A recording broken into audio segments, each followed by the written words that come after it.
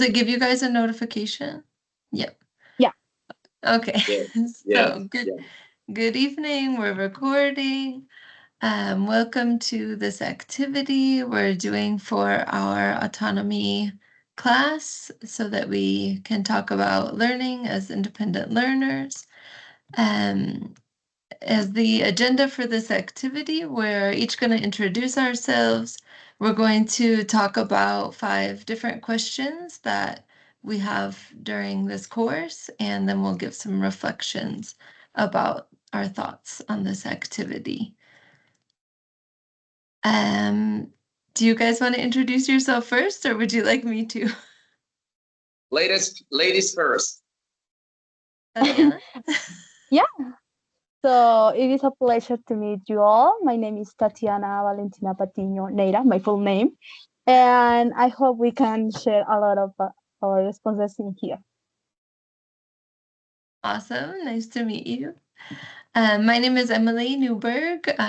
We don't use our middle name so often in the US, I'm from the US. I grew up around Chicagoland. I'm living in Colombia now and doing this master's program. And yeah, I look forward to learning a lot of nice new things with you guys. That's me. Okay, it's my turn. Good evening, classmates. My name is Peter Parker. I'm from Queens. I'm sorry. My goodness, I confused with Peter Parker. Okay, my name is Jason Asprilla. I am from Antioquia, but I live in Barranquilla. I arrived here around 4 years ago from Medellin. And well, I'm working here, and that's why I moved to this amazing city. And that's it. No more. I'm really excited to learn from you. That's it. Let's get started. All right, excellent. Let's go for it. So our first question is, how do you currently perceive learner autonomy in your English language classroom? And what specific behaviors from students reflect it? Who wants to answer first? Or what do you think we should actually talk about it? Well, I would like to answer that first. Okay. So for me, when we talk about the learning autonomy, I think it's the capacity of students to take charge of their own education, obviously depending on the teacher, but not entirely. Also, I saw something that the students use. It is a well-known software. I don't know if you already heard about Duolingo. Yeah. Yeah, that's one method that the majority of them use in my class. Okay. And do you think it helps them like take charge of their own learning, or is it because you tell them to do it? No, I think that's what is a good one to use to learn some words or learn how to talk in a more decent way. Okay, cool. Yeah, I think also, so for me, I have a few different classes, and some are at the university level. And in those classes, I can tell that some students are really motivated and they look for ways to learn outside of class. And that's for me what shows that they are autonomous, because they don't just do what the teacher tells them to do. They find ways to engage with learning and with learning English on their own. So some students, I mean, they do Duolingo, which is good.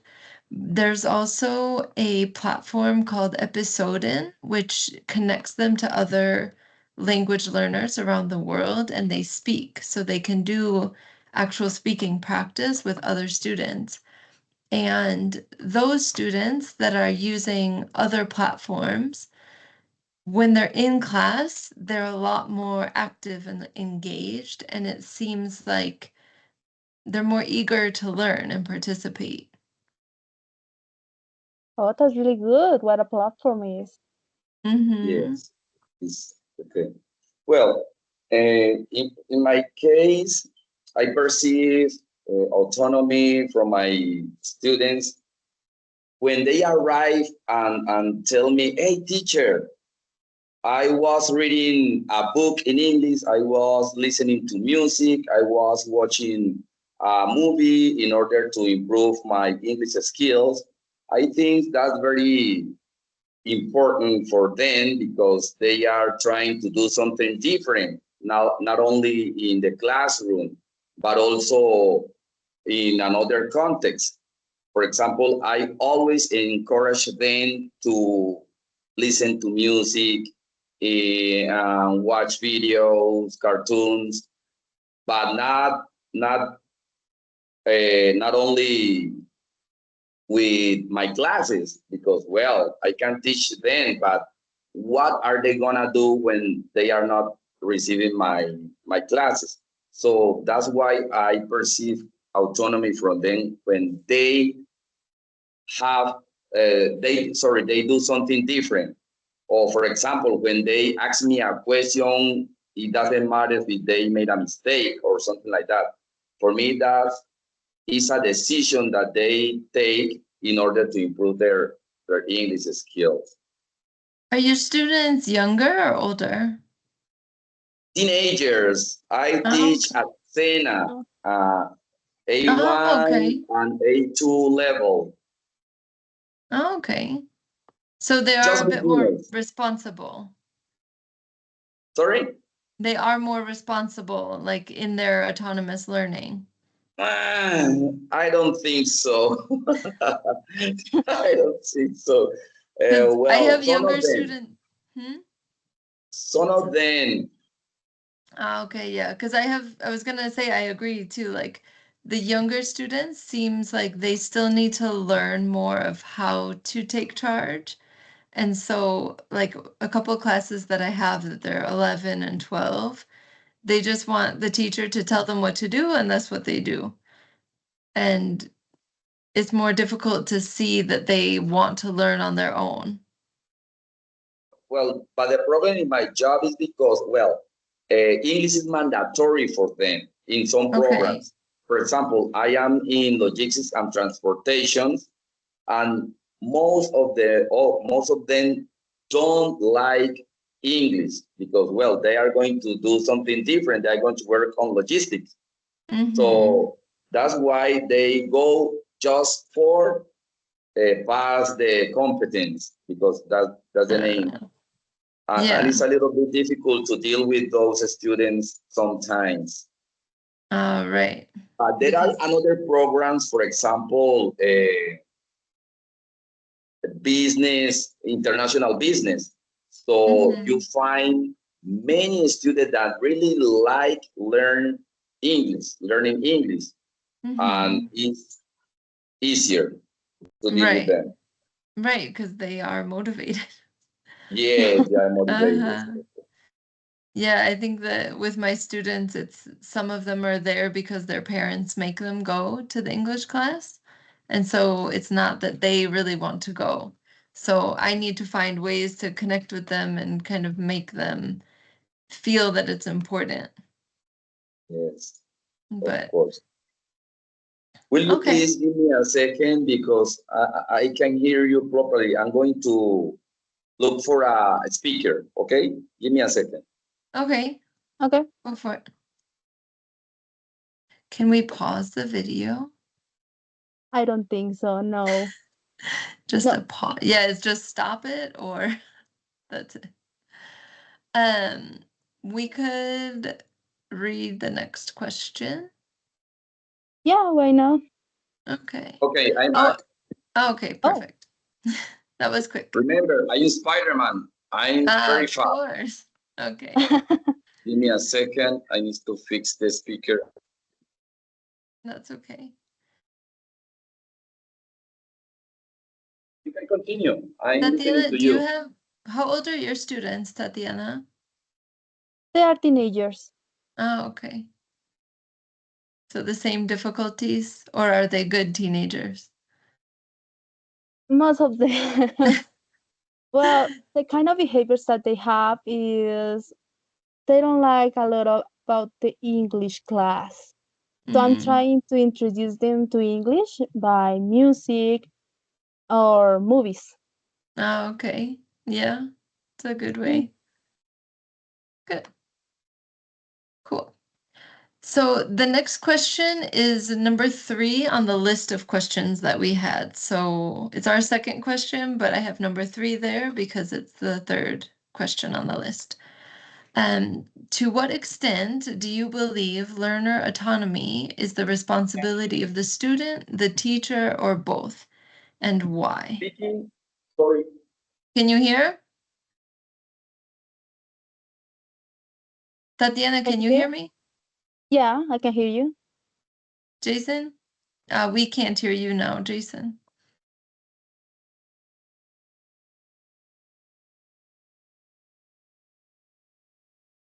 No, we can hear you. Mm-mm. Oh, can you hear me? Now we Yeah. can, yeah. Oh, but I can't hear you. I can hear you. Nice. Try a different speaker, maybe? Hello? Yeah, we can You hear can hear you. Okay, now. Oh, I can't. I don't Now know you why. can hear us? Yes. Okay, great. Did you hear the question, or can you read No, it? but I read it. Okay. Do you want to answer first? I guess we can take turns answering first. Yes, of course. Okay.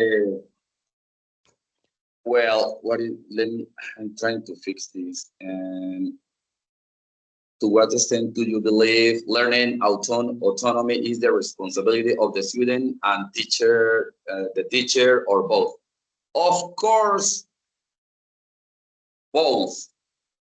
Because, well, if the student decide to do something by him or herself, and the teacher doesn't guide him or her, it is possible that the student get lost, okay, or study something that is not valuable for the process.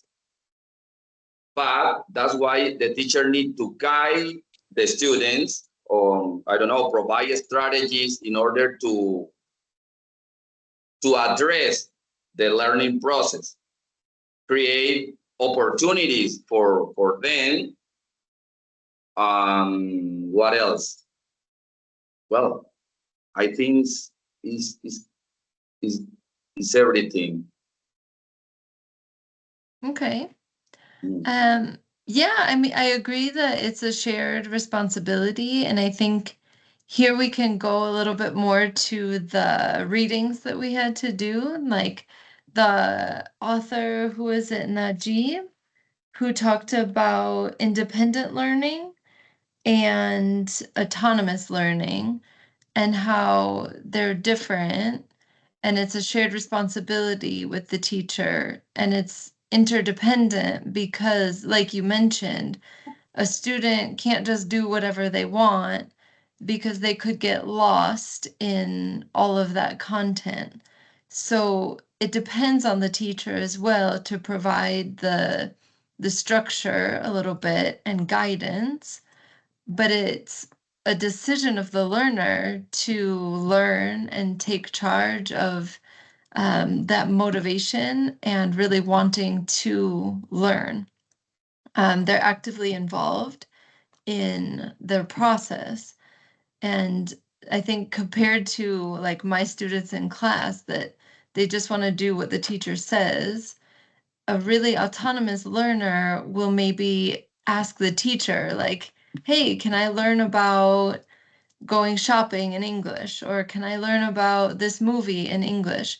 And the teacher can then guide them in that learning. But the student is the one who gives the topic and content. So it's really developing, I think what she mentioned, like that metacognition of the student recognizing where their needs are and what they want to learn based on what they need to know in their life. And vice versa, the teacher can see that that's what a student needs. And so that's the capacity that the teacher kind of builds for the student. And so throughout this whole, like this document that we read about was like that, what was it called? Sorry, I wrote it down here.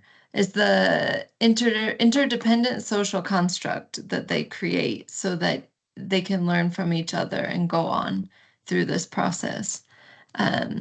So I think that's why for me it seems very much like both of their responsibilities to have a successful learning process. Okay, so I was wondering something about you said your students usually ask you something about your class or outside your class. Mm-hmm.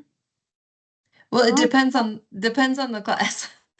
The younger students that I have that are like 11 and 12 or 13, we're reading where you have to use a textbook through the class. And so they usually just wait for me to give them homework, or they do the lessons that we do in the textbook. But with the university students who are studying to be English teachers, they are a lot more motivated and they ask, how can we learn more outside of class? How can we have more conversations? What can I do to be more fluent, learn more vocabulary? But it's because they're in a different situation and they have very different needs than the young teenagers. yeah, that's right. So in that case, I agree with both of you because it is a shared duty between the teacher and the students. Also, the teacher is with a responsibility with giving them tools and also create a supportive environment because we need to enable them to search about resources and also conduct them to independent research. That's what I think. Yeah, absolutely. Of The course, student, of course. mhm. Yeah, the student does need the teacher. They can't be totally autonomous. And I think Mm-hmm. that's what they meant by like independent learning. It is possible, but that's when the student is just doing whatever they want by themselves. Whereas autonomous learning is having like the full construct of that social atmosphere with the teacher. And that actually leads us to our next question. Hold on, where's my slide? So the next question, we talk about what role does interdependence, so the collaboration with peers and teachers, play in fostering autonomy in your learners? And I think that what we were talking about in the last question, like the independence, is that you can't have, especially in language learning, a totally independent student. Because when we're learning languages, I think it was the article of Benson that mentions it, it's a social interaction. We have to talk to other people to learn a language. And so that's where this interdependent social construct comes in, not just with the teacher, but also with other students. So yeah, I just wanted to mention that social process. And do you guys, who wants to add some more on that one? Well, Well, I can add a little bit. Oh, yes, go ahead. okay. Well, I found interaction among peers, teachers, and all the people in the process is very important because, well, a student can collaborate each other. They can gain confidence when they are going to speak. They can share ideas, learn from mistakes, and that's I tell them that that's the way. When you make mistake with in front of your partner, for example, you learn from them. So collaboration in this case, some classmate can tell him or her, oh, it is possible that you made a little mistake, but next time you are going to do it better or something like that. I think is important because they gain in confidence and they participate more in order to improve. Yeah, absolutely. You take the words out of my mouth. I was trying to say about. You shouldn't have let him go first. Yeah. Well, I wanted to add about, well, when we are working with a team, we can get the reviews from our team members.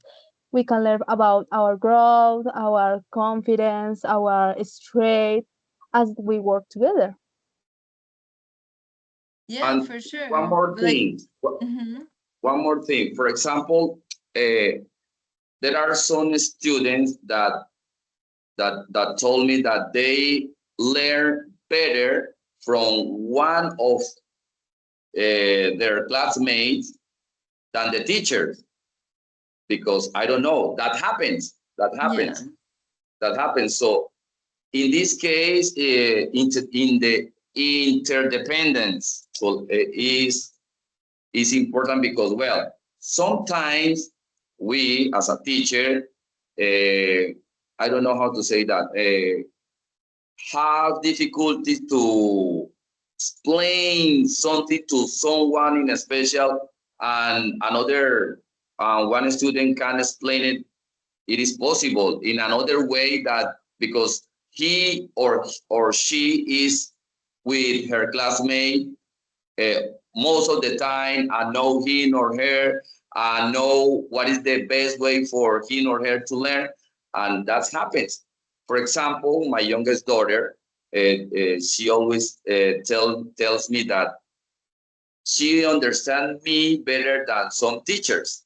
That happens. It is Yeah. possible that some students can explain a specific topic better than me, and it's possible. It's real.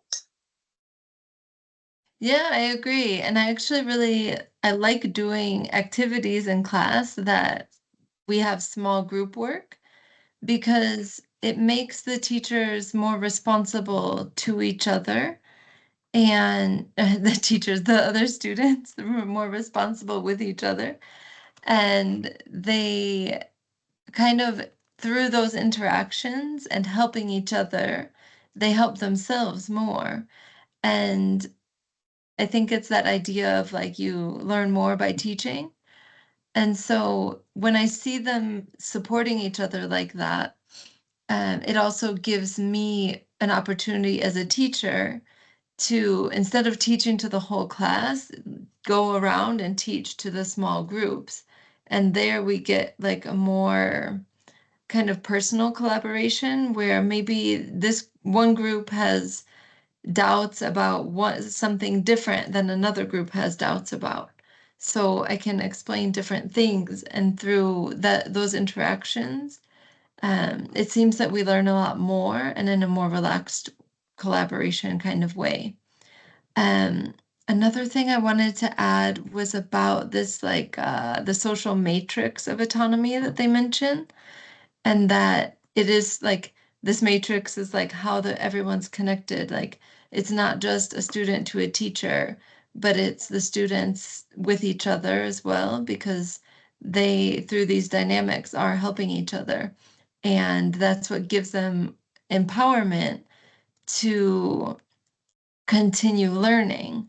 And so it's not just about learning well, but learning how to learn. So we talk about it in language learning, and that obviously it's needed because it's a social interaction, but also in learning for the rest of their lives, that they kind of hold themselves accountable because they know their classmates might need them to explain something.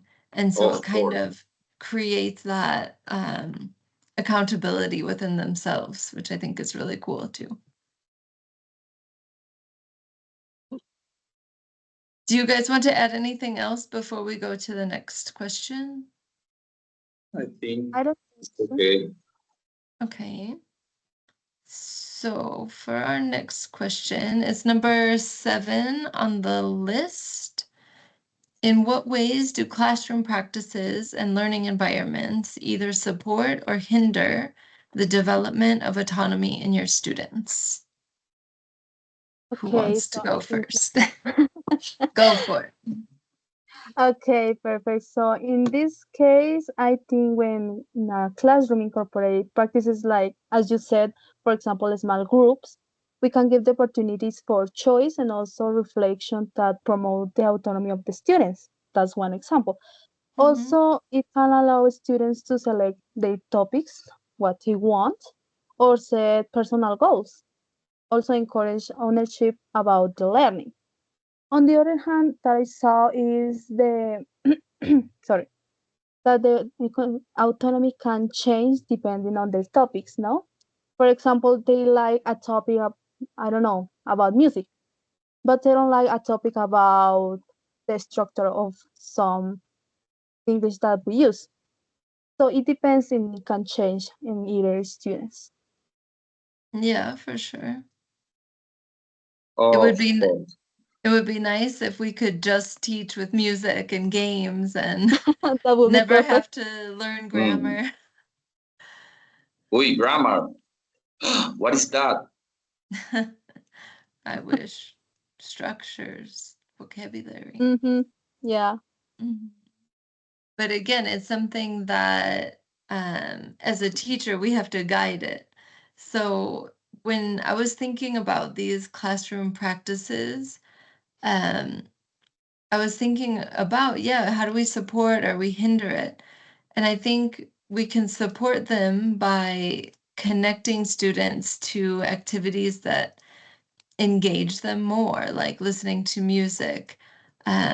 There's an app called Lingo Clip that they can fill in the blanks and do that. Have you heard of that? Yeah, I heard of It's, it. okay, cool. It's a really good one. It's free. And it's something that, they can choose what song they want to do. So it's something that will interest them. They can choose how difficult they want it to be. And so maybe it seems like that classroom practice, maybe giving them, if we're working on computers, that choice, then that allows them to feel more engaged with their own learning. They're choosing it. But I think that there's some other, for example, in the class I mentioned with the young teenagers that we have to use a book, I don't have a lot of flexibility to give them autonomy to decide what they want to learn about. We have to follow this textbook. We have to finish it in one semester. So we don't have time to do other things. Um, It's and a it's, hmm? Totally real understand problem. It's a that. real problem. Yes. Right. So I feel like that's something that really hinders the development of autonomy because it makes the students feel like, oh, we have to do this. Like, I don't really care about talking about the third conditional in these situations. And the students ask me all the time, like, is this really necessary? Like, do we really need to use this? And then, of course, as the teacher, I say, yes, of course. In that case, Sometimes. students feel control, like control. They can move to the left or move to the right, so they have to do everything that the teacher says. Right. That's in that case, autonomy hinder. Oh, it's bad. But Right, it there is really a hinders textbook that them. we have to follow. Hmm. Yeah, and they don't feel like involved in the process. They feel like they're just going through the motions. And so I have to think of other ways, like with creative homework, or I try to motivate them, like, okay, if we get through the 4 pages for today, we'll play a game in the end. Or sometimes I start with a game, something active that's more like vocabulary or interactive, and then we do the textbook. So it's kind of allowing them to do something else. Sometimes they choose the game, and so they feel happy that we got to do something different. But at the end of the day, we still have to do what's in the textbook. And so we feel really strapped down to that. And it doesn't allow us to like grow or do anything different. In that case, we really Classroom, need to have creative.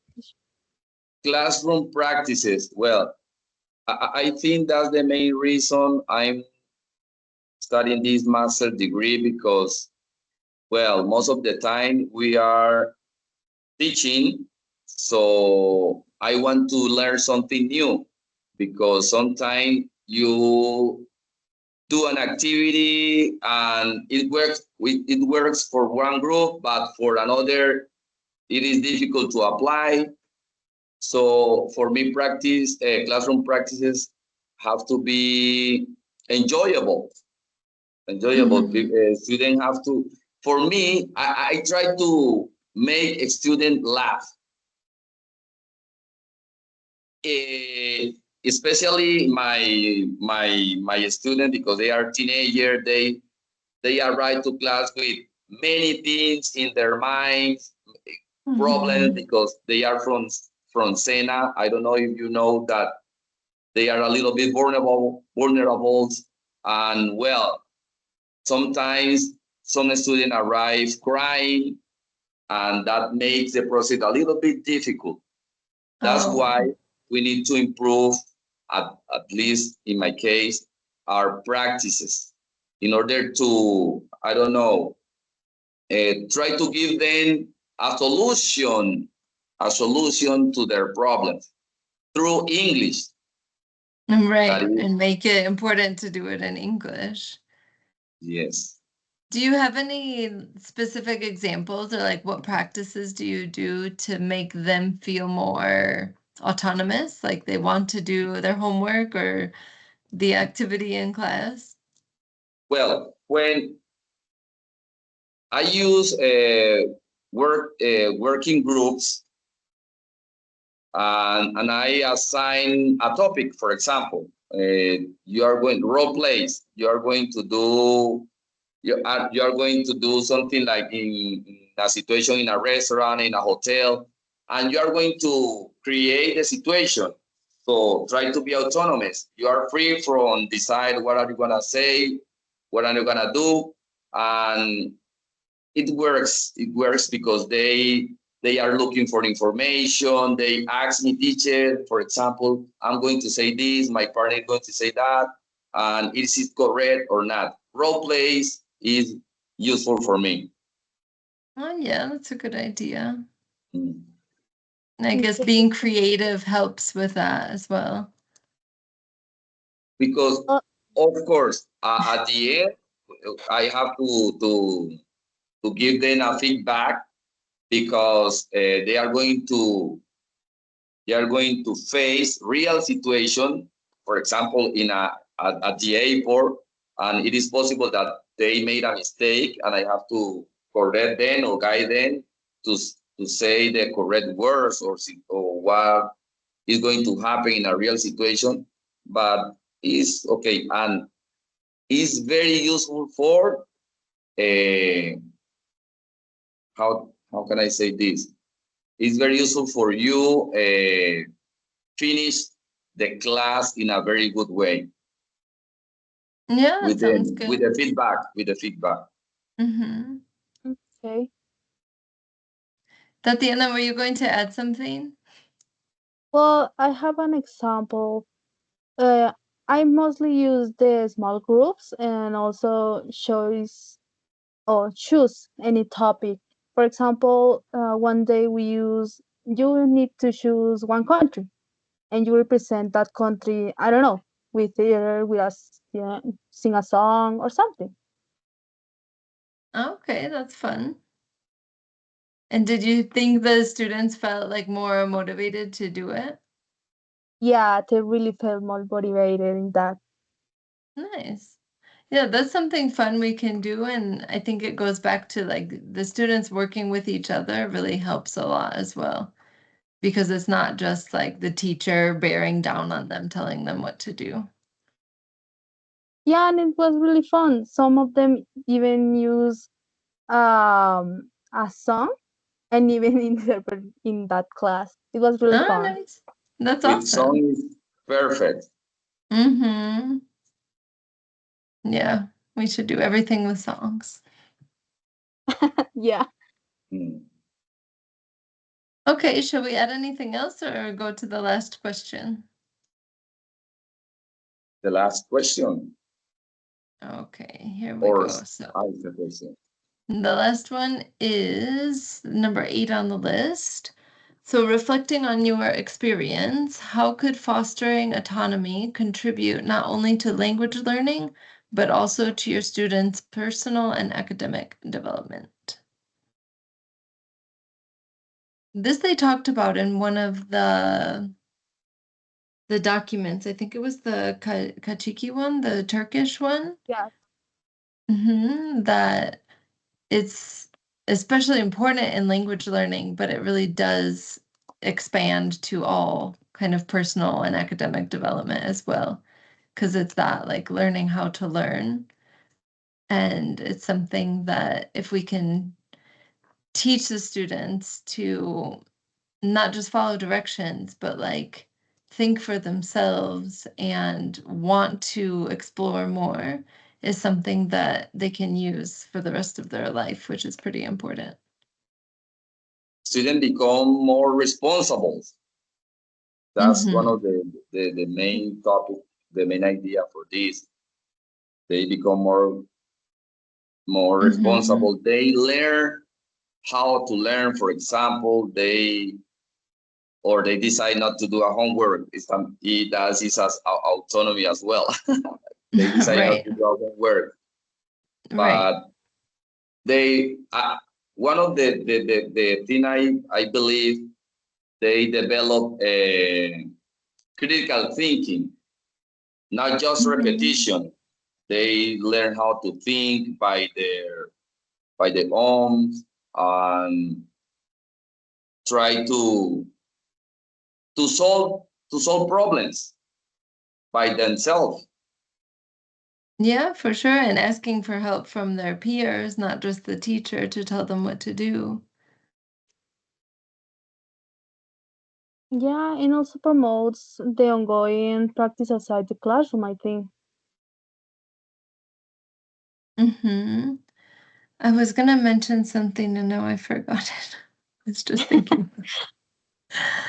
Um, that Jason, you were talking about the students being responsible. Yeah, that we can see, or at least for me, it's very obvious the difference between younger students and the older university students. And I think it's because the university students have learned how to be responsible by the time they get to the university. So they take into account, well, I need to do my homework, I need to finish this project. But not just that, like what the teacher says is that they also feel motivated for their future and they play sports, they are in other activities, they kind of want to become better themselves, not just as they're learning English. Um, and I think it's important for us to try and teach those younger kids that it's important to, like you said, think critically and be able to decide what's good for them along the way. And more organize their lives. Yeah, They their life become, is. yes, discipline is another of the points that they will learn because they can arrange their duties at cenas. Well, it's a little bit difficult because, well, it's because the program, they don't like English, for sure. Oh my goodness. They don't like English. Mm-hmm. They attend classes just for pass the subject. But well, around 5 out of 30 students that attend classes become more responsible and organized and disciplined because of, well, I try to do my best with them, and it is what it is. Right, but 5 is better than 0, so it's Yes, still yes. That's something. right. Yes, the problem is because they don't like is they need just finish their technician and go to work. That's the Mhm. the Yeah. reality. And they don't use English in their work afterwards? No, no. That's very difficult. Yes, that's a problem because they will work in logistics. Right. And for example, at supermarkets, Olímpica, Éxito, T1. All So within Colombia. They're not doing yes, like always in international Colombia. logistics. Exactly. In my Yeah. program, because as I told you before, there are another program that, of course, they love English because, for example, they are going to study international business, so they need it. Yeah. Yeah, Okay. that makes sense. Mhm. And I think that's interesting too, like it connects with the needs of the students that if they don't really need it, like how is it possible to use language learning as a way to teach them autonomy? It's kind of like maybe your main goal is to teach them autonomy and how to be good learners. And if they learn a little bit of English on the way, then that's cool too. And there is another problem in addition to that. I teach them only once a week. Oof. How many hours? Just 1 hour or how many? 4 hours. Oh, Okay. 4 hours. But still only once a week. So they must have to, like, do they do homework in between classes? Yes, of course. I try to use a lot of strategies in order to keep their attention because there are 4 hours. 4 hours. Right. It's too much. Yeah. I have a class on Saturday mornings that's 5 hours and it's once a week. And so it's just jam-packed in those hours and the students are tired, the teacher's tired. And we're just like, Everybody's tired. okay, let's play a game, move around a little bit. Okay. Right. Yeah. Anything else for this question? No, it's I okay. don't think so. Okay. It's okay for me. Okay. Well, then the last thing is our conclusion. So we'll each reflect on this activity in general of talking to each other. Who would you guys like to start, or do you want me to? Well, one of our conclusion could be that we really need to be creative with our students. Yes, I agree. I agree. Yeah. And I think Not only go ahead. not only for their autonomy, but also for help us to develop the class, Yeah, that's right. to address the class. Yes, I agree with that conclusion. Yeah, and I think it kind of benefits the teacher, even though it's a bit more difficult in the beginning. But if we help those students become more, not independent, but interdependent and autonomous in their ability to work with other students, then it frees us up. We don't have to be standing in front of the class for 5 hours.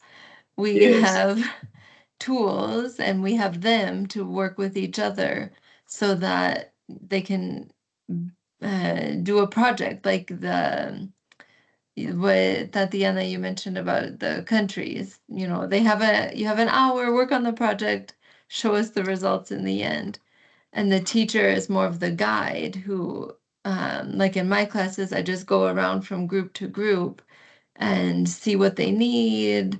They ask questions, and it's more like that interdependent relationship where it's more productive and it seems nicer that we can actually work together. yes, totally. What else do you guys think about this activity, about us talking with each other to learn about what we read about? But we really learn about different points of view about the students from teenagers, from children, sorry, and also the university students that they already chose to follow the English classes or to continue the English class. Mhm. Yeah, it is good when we talk to each other to kind of get a different perspective. Because when we don't talk with other teachers, we kind of get stuck in our own habits, our own routines. And this kind of shows us a different way to get everyone involved. Even though this activity applies for us because, well, we need to apply autonomy as well. Mhm. Of course, Yeah, for sure. I mean, we are autonomous in the fact that we're doing an online master's program and we need to be responsible for our own yes, of course. development that's of right. the coursework in our very little free time that we have, which is so difficult, but we find it because we know that we need to do it. But even though our director, the professor of this course, gave us some directions in order to fix, no, not to fix, sorry, in order to continue with those autonomy with guidance, not Right, because we want to talk about this topic. No, right. that's the way. Yeah, exactly. It's a good example for us that we can use in our classes as well. Mm. Alrighty. Okay. Anything else, guys? We're not gonna make it to an hour. Oh my goodness, There's we are only gonna 3 die of us. here. Yes. Well, because it says 58 minutes on there, but that's from when our call started. And I think I started recording. It was after like at 10 minutes or something. Yeah, I Yes. think of No, but it's okay. Well, Yes, please let it be okay. thank So you. we have our thank you. I will try to, I don't know where this saves to when I stop the recording. I've never recorded a meeting on Teams before. Have you, Jason? Yes, I use Teams every single day. But do you record on it? Ah, You do a recording like we are right now? no, Oh, okay. Because I need to check where the recording saves, and then we're supposed to put it on YouTube and then send it to the teacher. but please don't post it on YouTube. That's the directions. we have to do it. I think you can do it in OneDrive and send the link. Yeah? I Let's think, ask well, the teacher and see if that's okay. Because yeah, I feel but weird about, not public, not public. but can you, like, posting a video on YouTube, you can make it private or no? I guess it's Yes, of public. course. Okay, Yes, then no. yeah. Yeah, There is an option. You can to do make it. it so like only people with the link can see it or something. Yes, of Okay. course. See, we're learning from each other right now. Of course. It's a good example. Autonomy with guidance Yes, exactly. from That's true. peers. Alrighty. Well, thank you very much. I'm gonna stop the recording, yeah? Okay, Okay. do it. Maybe.